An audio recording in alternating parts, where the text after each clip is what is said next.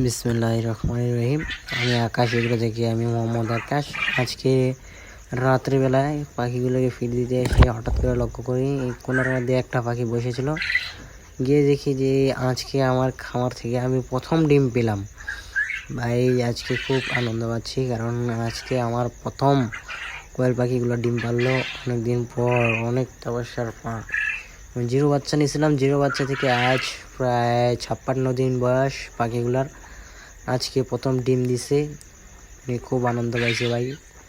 ডিমের সাইজ দেখেন, ডিমের সাইজ কিন্তু সেরকম ভালোই হয়েছে।